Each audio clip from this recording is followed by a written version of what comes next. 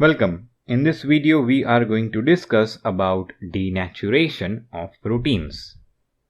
Now denaturation is a process in which proteins lose their native conformations. That is, protein lose their normal biologically active folded conformation. Okay, they lose their normal biologically active folded conformation in this process of denaturation. Denaturation includes loss of quaternary, tertiary and secondary structure of a protein which is in the native conformation. Okay, there is loss of quaternary structure, tertiary structure as well as secondary structure. Now this denaturation includes breaking of non-covalent bonds as well as covalent bonds. Okay, non-covalent bonds such as electrostatic interactions, then hydrogen bonds, then van der Waals interaction, then hydrophobic interaction. Okay, all these type of non-covalent bonds are being broken during denaturation, and disulfide bond, which is the covalent bond present in a protein, is also broken during the denaturation process. Okay, so this denaturation involves the breaking of both non-covalent bonds as well as covalent bonds.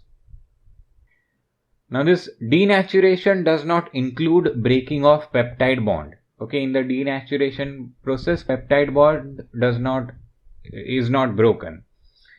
And due to denaturation of a particular protein, there is loss of activity.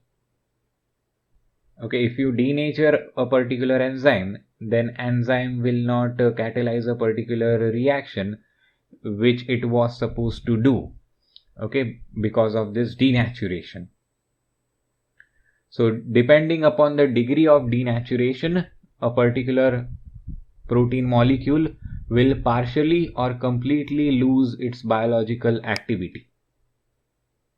Okay, so this denaturation affects a lot on the biological activity of a particular protein. Now, the native conformation of a protein, if a protein is in its native conformation, then it is water soluble, okay, mostly. But disruption of this secondary and tertiary structure of the protein changes the solubility of the protein and causes the precipitation of the protein in a particular solution. Okay, so if the protein is in native conformation, then it is water soluble. But if you disrupt its secondary and tertiary structure by denaturation, then that changes the solubility of protein and there will be precipitation of the protein after denaturation. So the reagents and conditions which results in the denaturation of proteins are referred to as denaturing agents. Okay, denaturing agents are the reagents or the condition which results into the denaturation of proteins.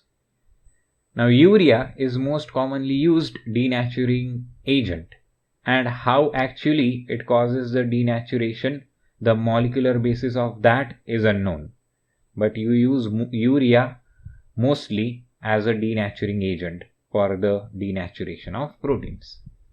Now there are some assumptions, okay, regarding this urea, the denaturing property of this urea, that are urea make hydrogen bonds with the polar moieties of the protein, particularly peptide group, and by making hydrogen bonds with the polar moiety, it causes denaturation. Okay, that is one assumption. Or it can also alter the solvent environment, which diminishes the hydrophobic effect, and that might also result in denaturation. Okay, so these are the possible reasons why urea may act as the denaturing agent.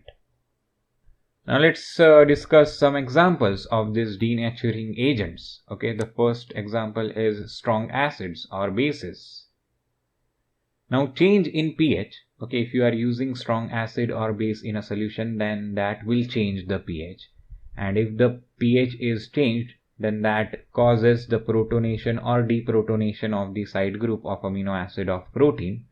And the protonation or deprotonation of the side group may alter the hydrogen bonding and the salt bridge pattern of the protein, and if these two things are altered, then that causes the denaturation. Okay, so that is how strong acids or bases act as denaturing agents, because they causes changes in the pH. The second example is organic solvents.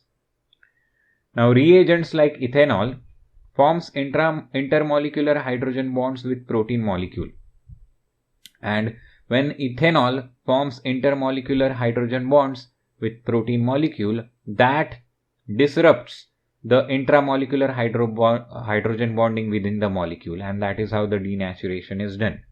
Okay, so if you are using organic solvents such as ethanol, then it will disrupt the intramolecular hydrogen bonding within the protein molecule by forming the intermolecular hydrogen bonds with that same particular protein molecule.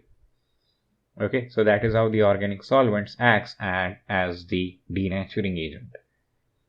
Now these detergents also act as denaturing agents. Now these detergents are amphipathic molecules. Okay, this detergent disrupts the hydrophobic interactions and unfold the proteins into the extended polypeptide chains. Okay, you use detergent as the denaturing agent. They are amphipathic molecules and they disrupt the hydrophobic interaction, and the disruption of hydrophobic interaction unfolds the protein into the extended polypeptide chain. Now you can use reducing agents as denaturing agents as well. Okay, so reducing agents such as beta-mercaptoethanol reduces the disulfide bonds of the proteins into the sulfhydryl groups, and this breaks. Okay, the beta-mercaptoethanol breaks the intrachain and interchain disulfide bonds. Okay, so beta-mercaptoethanol is a reducing agent. It is reducing disulfide bond into sulfhydryl group, and that is how it is breaking the intrachain and interchain disulfide bonds present within the protein molecules. Now heavy metals can also act as the denaturing agents.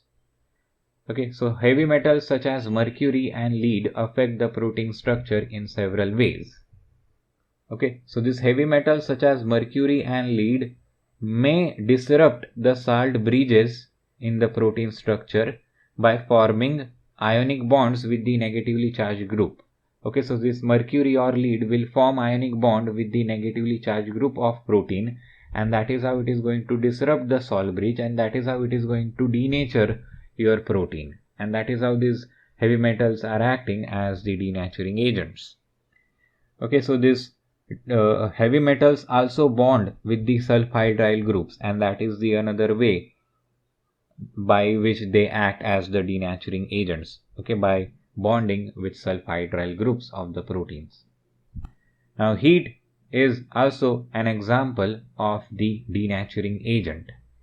Now as the temperature increases, the rate of molecular vibration also increases. We all know this.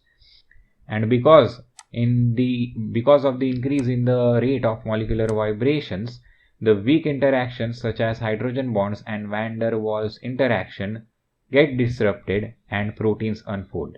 Okay, so as we supply heat, temperature increases, rate of molecular vibration increases, and increase in the rate of molecular vibration will break the weak interactions such as hydrogen bonds and van der Waals radii, and that is how, because of increase in temperature, because of heat, the protein unfolds, and that is how heat act as the denaturing agent.